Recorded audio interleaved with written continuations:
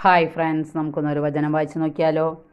എൻ്റെ പിന്നാലെ വരുവാൻ ആഗ്രഹിക്കുന്നവൻ തന്നെ തന്നെ പരിത്യജിച്ച് അവരവരുടെ കുരിശുമെടുത്ത് എൻ്റെ പിന്നാലെ വരിക എന്നുള്ള യേശുക്രിസ്തുവിൻ്റെ പ്രസ്താവന നമുക്ക് ഓർക്കാം.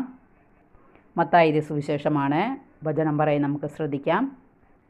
ക്രിസ്തു പഠിപ്പിച്ച കൽപ്പനകൾ പാലിച്ചുകൊണ്ടും യേശുക്രിസ്തുവിൻ്റെ കുരിശുമരണം വഴി നൽകപ്പെട്ട പാപക്ഷമയിൽ വിശ്വാസം അർപ്പിച്ചുകൊണ്ടുമാണ് രക്ഷ സാധ്യമാവുന്നത്. ആത്മപരിത്യാഗമാണ് സുവിശേഷത്തിൻ്റെ പ്രഥമ തത്വം. ആത്മപരിത്യാഗത്തിലൂടെ നമുക്ക് നിത്യജീവനിലേക്ക് പ്രവേശിക്കാൻ സാധിക്കും.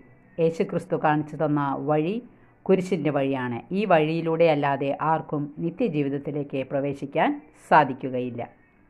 കർത്താവായ യേശുക്രിസ്തുവേ, അങ്ങ് സ്വയം താഴ്ത്തി പിതാവിൻ്റെ ഹിതത്തിനായി എപ്പോഴും സമർപ്പിച്ചതുപോലെ ഞാനും എൻ്റെ അഹങ്കാരത്തെ കീഴടക്കി ദൈവത്തിനായി ഞാൻ എപ്പോഴും സമർപ്പിക്കാനുള്ള കൃപയ്ക്ക് വേണ്ടി അങ്ങയോട് അപേക്ഷിക്കുന്നു.